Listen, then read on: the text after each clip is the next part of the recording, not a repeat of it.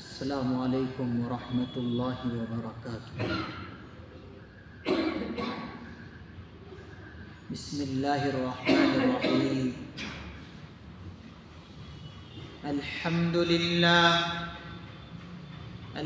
للہ نحمده ونستعینه ونستغفره ونؤمن به ونتوکل علیہ ونعوذ باللہ من شرور انفسنا ومن سیئات اعمالنا من يهده الله فلا مضل له ومن يضلله فلا هادي له ونشهد ان لا اله الا الله وحده لا شريك له ونشهد أن سيدنا وسندنا ونبينا ومولانا محمدا عبده ورسوله صلى الله تعالى عليه وعلى آله وأصحابه وأزواجه وذرياته وبارك وسلم تسليما كثيرا كثيرا. أما بعد فأعوذ بالله من الشيطان الرجيم.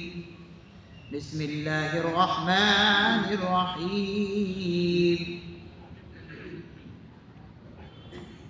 يا أيها الذين آمنوا اتقوا الله وكونوا مع الصادقين. وقال النبي صلى الله عليه وسلم: من قال لا إله إلا الله دخل الجنة. وقال النبي صلى الله عليه وسلم: عن أبي موسى رضي الله عنه عن النبي صلى الله عليه وسلم قال: المؤمن للمؤمن كالبنيان يشد بعضه بعضا ثم شبك بين أصابعه. رواه البخاري. أو كما قال النبي صلى الله عليه وسلم: رب اشرح لي صدري ويسر لي أمري واحلل عقدة من لساني يفقهوا قولي. رب اشرح لي صدري ويسر لي أمري واحلل عقدة من لساني يفقهوا قولي. اللهم زدني علما اللهم زدني علما اللهم زدني علما وألحقني من الصالحين. سارے حضرات ایک مرتبہ محبت کے ساتھ، ادب کے ساتھ، احترام اور عظمت کے ساتھ درود پاک پڑھیں. اللہم صلی علی محمد النبی الامی وعلی آلہ وسلم تسلیما. میرے نہایت واجب الاحترام، قابل احترام دوستوں، بزرگوں و نوجوان ساتھیوں، آج میں جس عنوان پر، جس ٹاپک پر آپ حضرات کی خدمت میں گفتگو کرنا چاہتا ہوں وہ ہے کلمہ طیبہ کے تقاضے. اللہ تعالیٰ سے دعا ہے کہ اللہ تعالیٰ مجھے صحیح اور سچی باتیں کہنے کی توفیق نصیب فرمائے اور ہم سبوں کو اس پر عمل پیرا ہونے کی توفیق عطا فرمائے. جس آیت کریمہ کا میں نے آپ حضرات کے سامنے تلاوت کا شرف حاصل کیا ہے وہ سورہ توبہ آیت نمبر 119، جس میں اللہ رب العزت نے ارشاد فرمایا: یا ایھا الذین آمنوا اتقوا اللہ. اے ایمان والو، اللہ تعالیٰ سے ڈرو، تقوی اختیار کرو. وَكُونُوا مَعَ الصَّادِقِينَ، اور سچوں کے ساتھی بن جاؤ. وَكُونُوا مَعَ الصَّادِقِينَ، اور سچوں کے ساتھی بن جاؤ. بڑی عظیم آیت مبارکہ ہے. آپ حضرات سے گزارش ہے بڑی توجہ کے ساتھ سنیں اور دل کے کانوں سے سنیں. اللہ رب العزت نے ہمیں جس کلمے کو عطا کیا ہے اور جس کلمے کی بنیاد پر ہم مسلمان کہلاتے ہیں، یہ ایک عجیب و غریب کلمہ، یہ کلمہ طیبہ لا الہ الا اللہ محمد رسول اللہ صلی اللہ علیہ وسلم ایک عجیب و غریب کلمہ ہے۔ ہم نے اس کلمے کو پڑھا تو صحیح ہے، ضرور پڑھا ہے، لیکن اس کلمے کے تقاضے کیا ہے آج تک ہم نے اس کلمے کے تقاضے کو سمجھا نہیں، اور اگر سمجھ بھی گئے تو ہم اس کلمے کے تقاضے کو پورا بھی نہیں کریں۔ یہ ایک عجیب و غریب کلمہ اس لیے ہے کہ کوئی بھی شخص ہو اور کہیں کا بھی ہو، دنیا کے کسی بھی کونے پر رہنے والا شخص کیوں نہ ہو، اگر وہ اس کلمے کو پڑھ لیتا ہے تو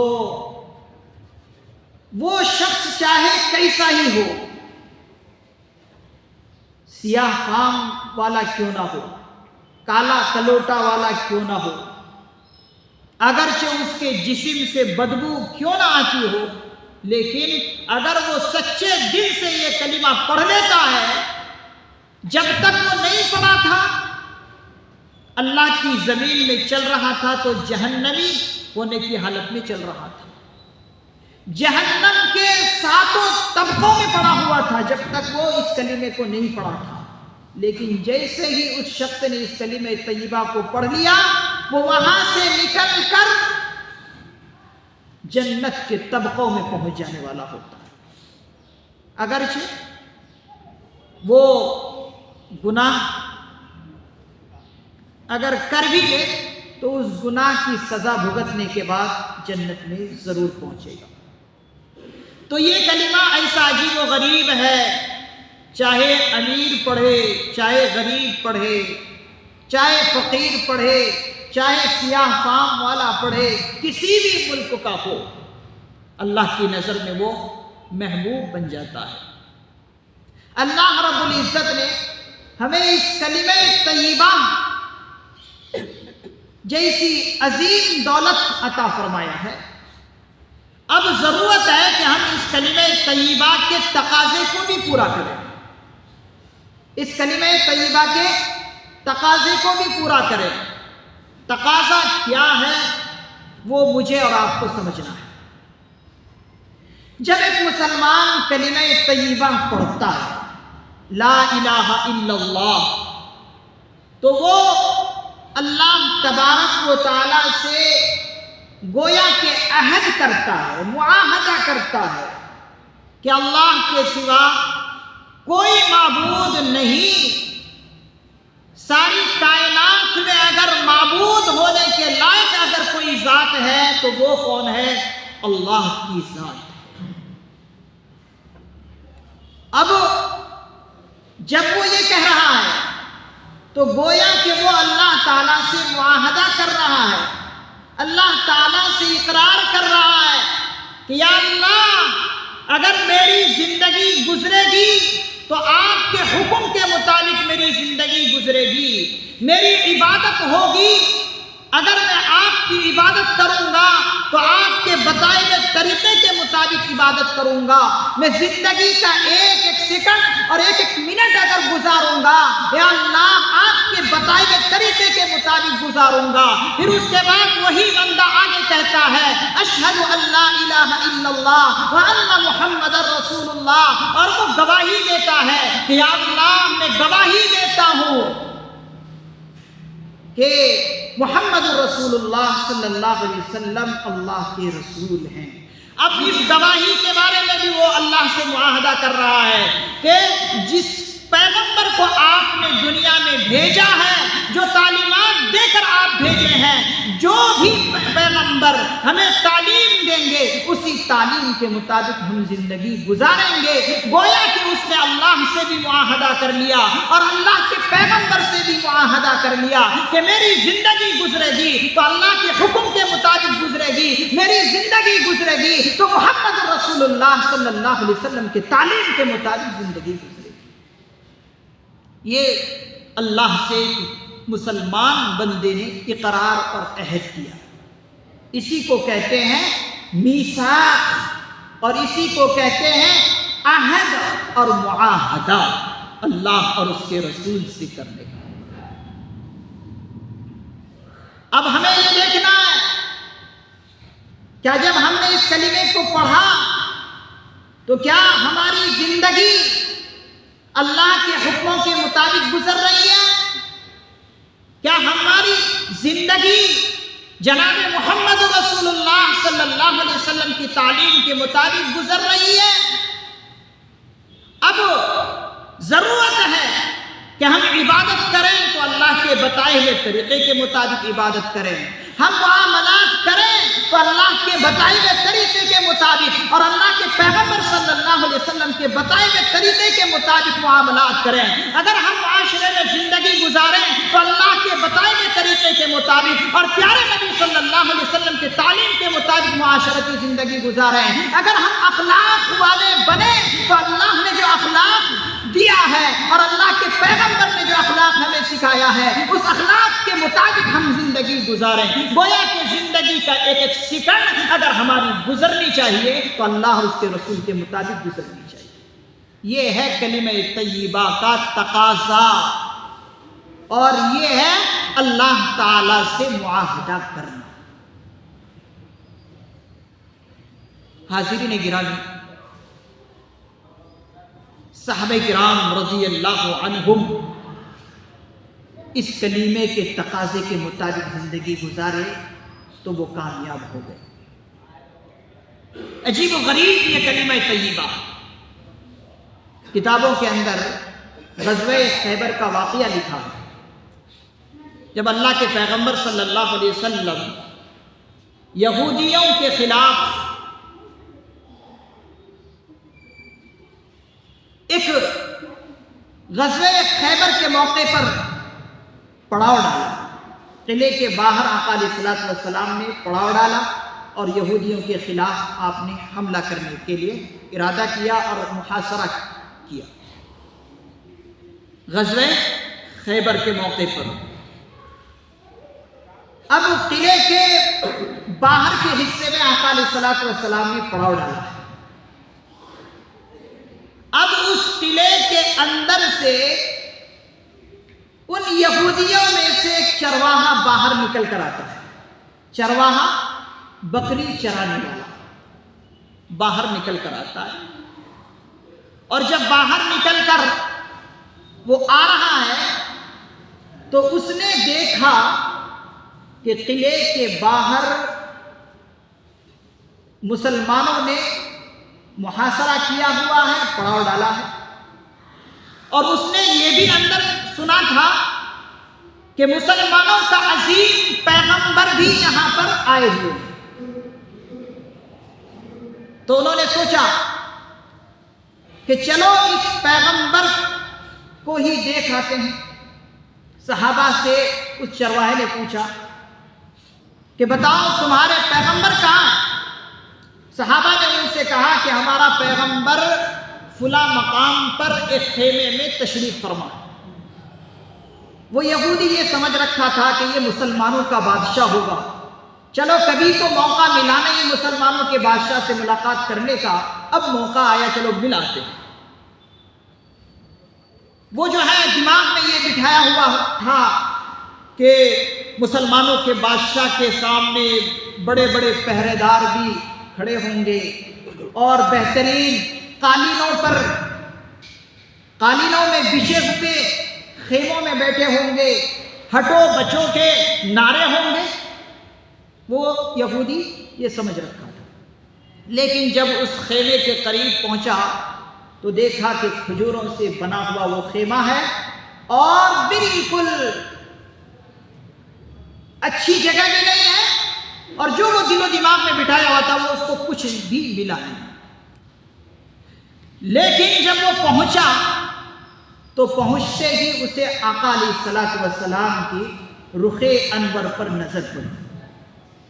آقا علیہ الصلوۃ والسلام کے چہرے پر اس کی نظر پڑی تو نظر پڑتے ہی اس کا دل کھنچنے لگا، عجیب اس کی کیفیت ہو گئی۔ تو اس نے آقا علیہ الصلوۃ والسلام سے گفتگو کی کہ آپ یہاں پر کیوں آئے ہیں؟ آپ یہاں پر کیوں آئے ہیں؟ تو آقا علیہ الصلوۃ والسلام نے ارشاد فرمایا کہ میں ایک دعوت کو لے کر آیا ہوں، ایک دعوت کو لے کر آیا ہوں، اور وہ دعوت ہے لا الہ الا اللہ محمد الرسول اللہ صلی اللہ علیہ وسلم۔ یعنی میں یہ کہنا چاہتا ہوں، حضور علیہ الصلوۃ والسلام فرماتے ہیں اس یہودی سے، میں یہ کہنا چاہتا ہوں کہ دنیا کے اندر اگر کوئی عبادت کے لائق ہے تو وہ اس کائنات کے مالک اللہ ہے، کہ اس کو معبود سمجھا جائے، اس کی عبادت کی جائے، اور پھر اس کے بعد اشہد ان لا الہ الا اللہ وان محمد رسول اللہ۔ حضور علیہ الصلوۃ والسلام نے فرمایا میں یہ چاہتا ہوں کہ اس پیغمبر پر لوگ ایمان لے آئیں۔ اس چرواہا نے کہا کہ اگر میں اس کلمے کو پڑھ لیتا ہوں تو میرے لیے کیا ہے؟ آقا علیہ الصلوۃ والسلام نے فرمایا اس چرواہے سے، اگر تم اس کلمے کو پڑھ لیتے ہو تو تمہارے ساتھ وہی حقوق لائق ہو جائیں گے جو ایک مسلمان کو اسلام نے حقوق دیے۔ اسلام نے ایک مسلمان کو جو حقوق عطا کیے تم کو بھی وہی حقوق ملیں گے، اور تم کو ہم گلے سے لگائیں گے۔ وہ چرواہا سن کر حیرت میں پڑ گئے کہ میں تو ایک نوکر ہوں، کسی یہودی کا نوکر ہوں، اور میرے جسم سے بانس پھوٹ رہی ہے، بدبو آ رہی ہے، اور یہ کہہ رہے ہیں کہ مجھے یہ اپنے سینے سے لگائیں گے۔ میں نے تو کبھی سنا نہیں کہ آج تک مجھے کوئی گلے لگانے والا ہے، مجھے سینے سے لگائیں گے یہ پیغمبر۔ یہ بات سن کر اسے تعجب ہوا اور کہنے لگا اگر میں اس کلمے کو پڑھ لوں تو پھر اس کے بعد کیا ہوگا؟ اس کے بعد آقا علیہ الصلوۃ والسلام نے فرمایا کہ تم جو ہے جنت والے بن جاؤ، یعنی جنت میں جانے والے بن جاؤ گے۔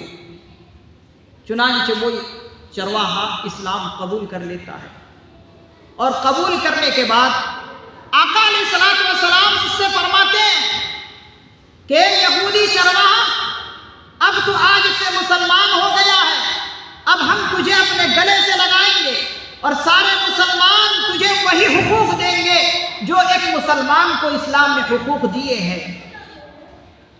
اب ایک کام یہ کرو کہ یہ جو تمہارے پاس بکریاں ہیں، ان بکریوں کو اس کے مالک کی طرف چھوڑ کر، یہ جو بکریاں چرواہا چرا رہا ہے تو اس کے پاس تو ہے لیکن یہ تو اس کے نہیں ہے۔ آقا علیہ الصلوۃ والسلام نے اس سے کیا کہا کہ اس کو اسی قلعے کی طرف چھوڑ آؤ، اس لیے کہ ایک امانت ہے۔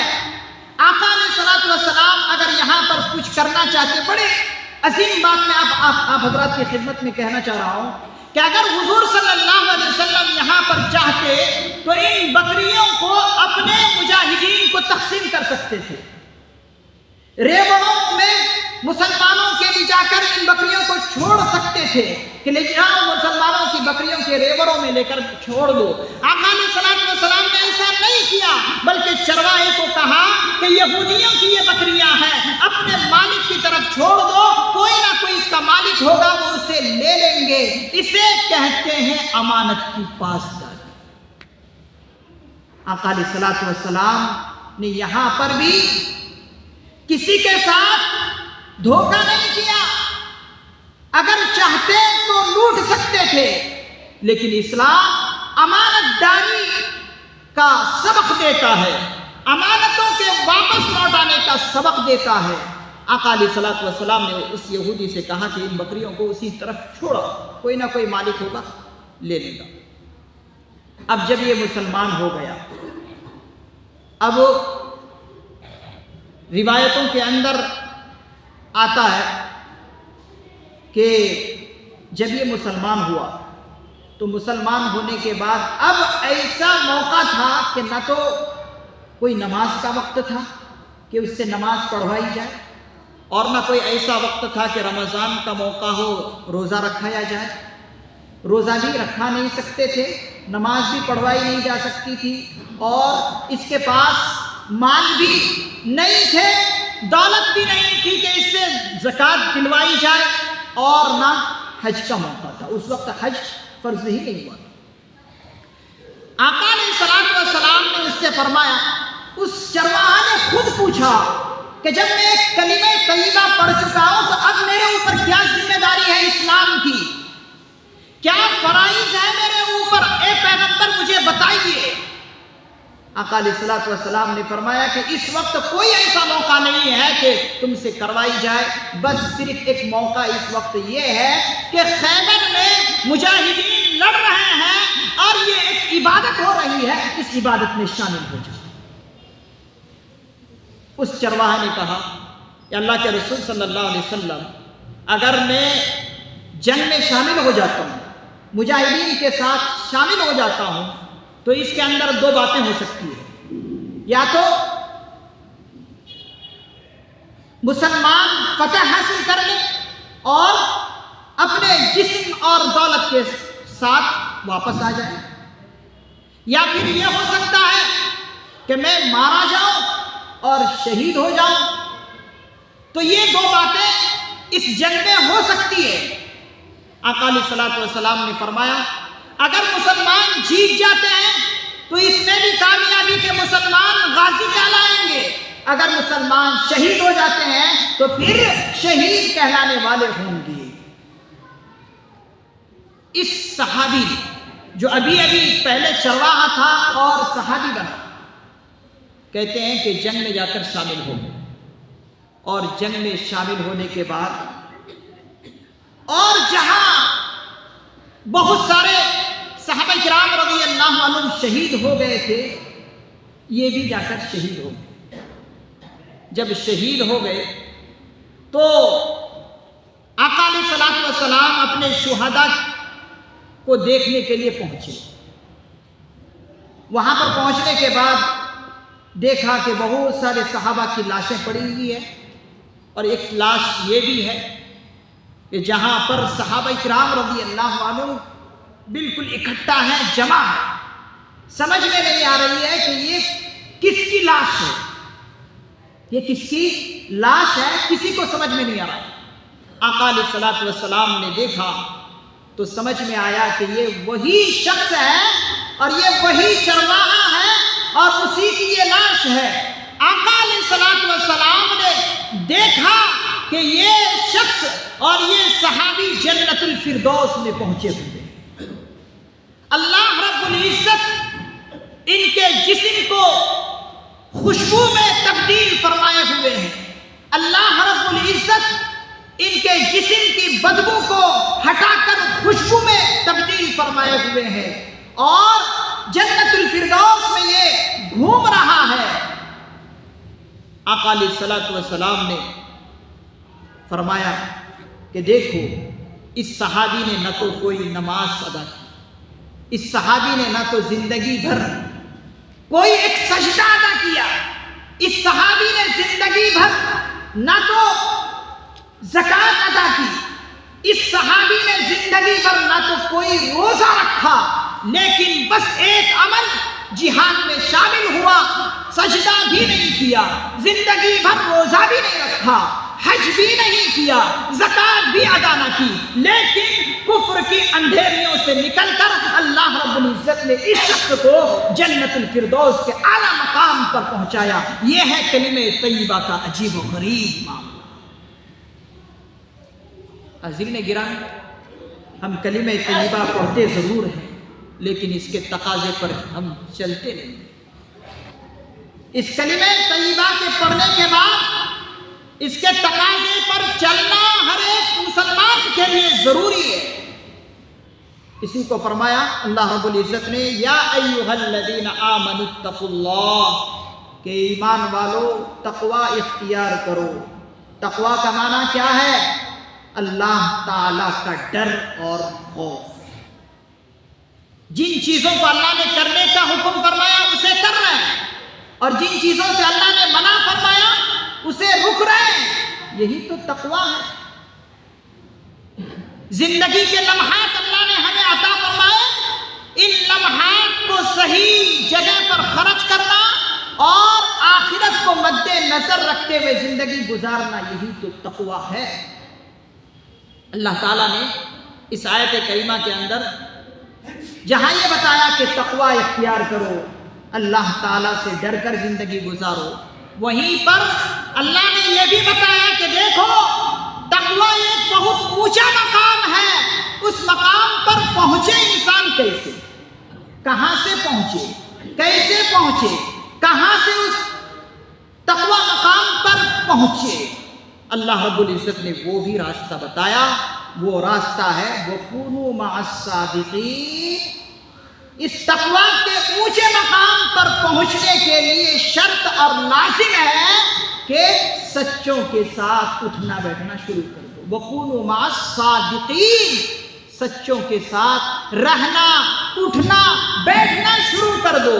اب سچ سے مراد صرف یہی نہیں ہے کہ وہ صرف سچ بولتا ہے، جھوٹ نہیں بولتا، صرف یہی نہیں ہے سچوں کے ساتھ بیٹھنے سے، بلکہ سچوں کے ساتھ بیٹھنے سے مراد یہ ہے کہ وہ سچ بھی بولتا ہے، اور سچ سے مراد یہ بھی ہے کہ وہ عبادت بھی اللہ کے بتائے ہوئے طریقے کے مطابق کرتا ہے، اللہ کے پیغمبر صلی اللہ علیہ وسلم کے بتائے ہوئے طریقے کے مطابق چلتا ہے۔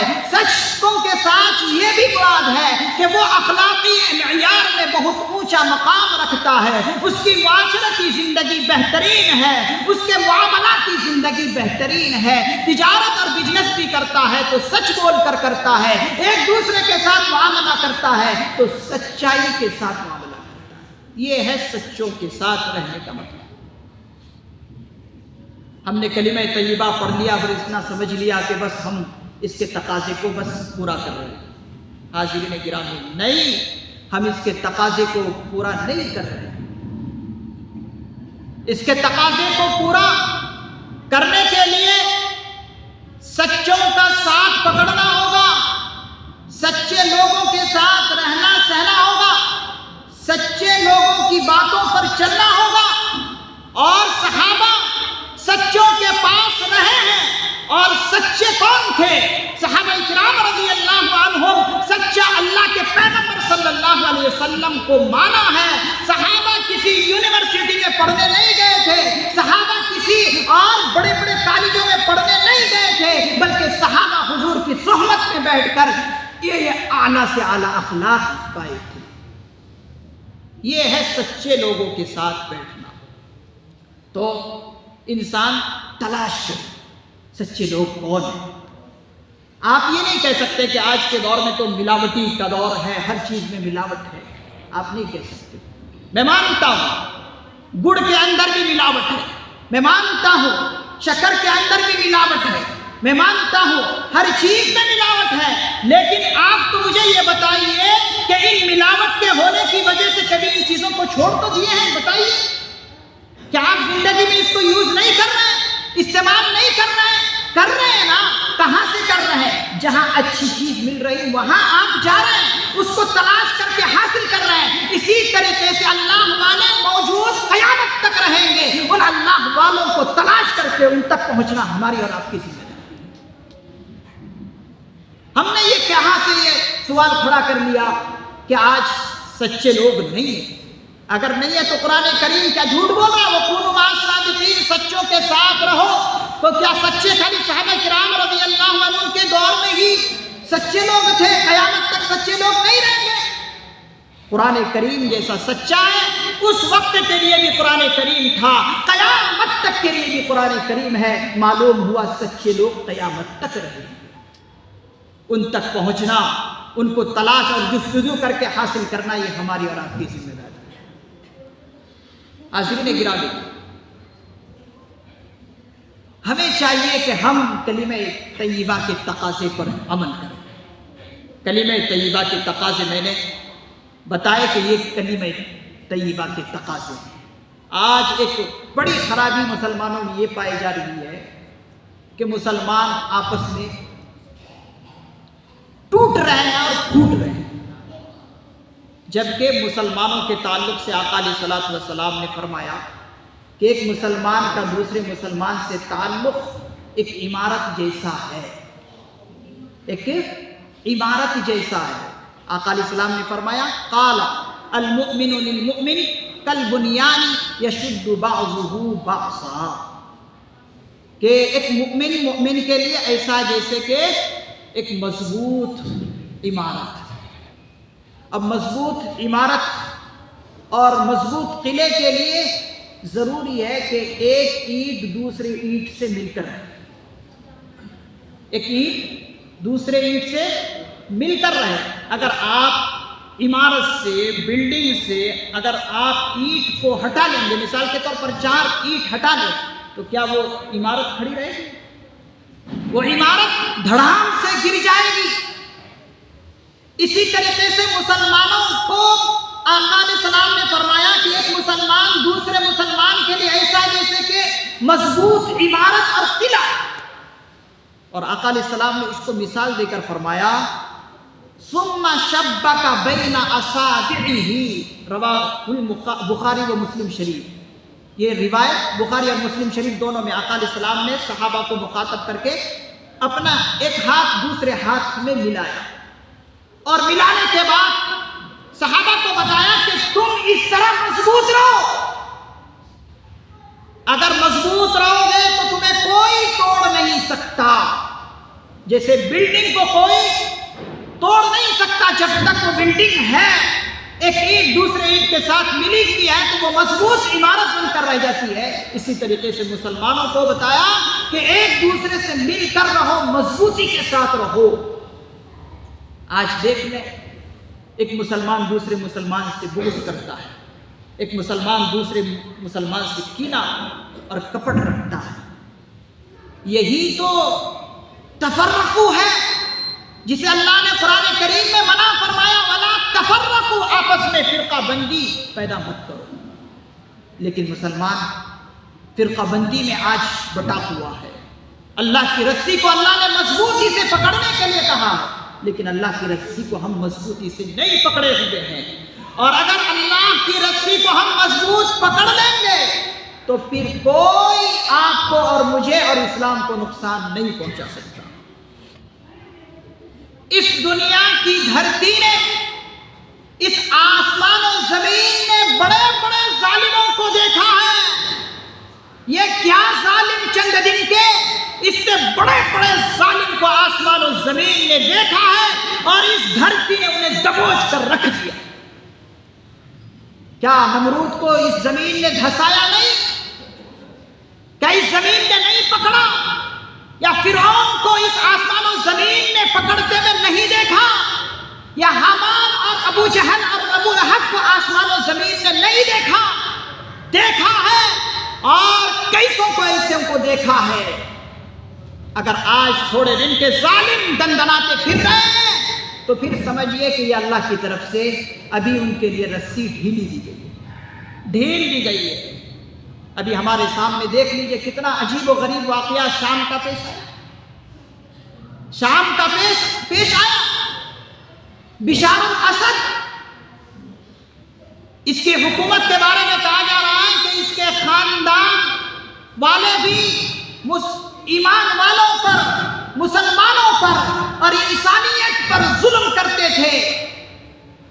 کہتے ہیں کہ 54 سال سے ان کے خاندان اور یہ انسانوں پر ظلم کر رہا تھا، لیکن اللہ نے ان کے غرور کو اس طرح مٹایا کہ اپنے ملک کو چھوڑ کر جانے پر انہیں مجبور کر دیا۔ 54 ایئرز سے حکومت کرنے والا خاندان چند دن کے اندر راہ فرار اختیار کر لیا، بھاگنے پر مجبور ہو گیا۔ معلوم یہ ہوا یہ کرسی اور یہ تخت و تاج ہمیشہ کے لیے نہیں ہوتے۔ وَتُعِزُّ مَن تَشَاءُ وَتُذِلُّ مَن تَشَاءُ، عزت اور ذلت دینے کا اختیار اللہ کو حاصل ہے۔ اگر آج کوئی یہ سمجھ رہا ہے کہ ہم ہر وقت یہی ظلم کریں گے تو پھر اللہ تعالیٰ کبھی نہ کبھی ضرور پکڑیں گے۔ اللہ والوں نے لکھا ہے کہ مسلمانوں پر حالات تب آتے ہیں جب مسلمانوں کا ایمان کمزور ہوتا ہے. جب مسلمانوں کا ایمان مضبوط ہو جائے تو پھر قوم جو ہے عروج کو جاتی ہے، اوپر کو جاتی ہے. اگر مسلم قوم عروج کے بجائے، اوپر کو جانے کے بجائے زوال کی طرف جا رہا ہے تو اللہ والوں نے فرمایا ان کے ایمان میں کمزوری. اس لیے کہ عروج اور زوال، اوپر کو جانا اور نیچے کو آنا، یہ کسی انسان کے ہاتھ میں نہیں ہے بلکہ اللہ کے ہاتھ میں ہے. تو ہمیں ضرورت ہے کہ ہم اپنے ایمان کو مضبوط کریں، ہم اپنے ایمان کے تقاضے پر چلیں، کلمہ طیبہ کے تقاضے پر چلیں. پھر دیکھیے ہم اور آپ کس عروج پر پہنچنے والے ہیں. اللہ تعالیٰ ہمیں کس بلندی تک لے کر جائیں گے. یا اللہ ضرور ہمیں جو ہے عروج اور بلندی ضرور نصیب فرمائیں گے. اللہ تعالیٰ سے دعا اللہ تعالیٰ ہمیں ان تمام باتوں پر عمل کرنے کی توفیق نصیب فرمائے. وآخر دعوانا الحمدللہ رب العالمین.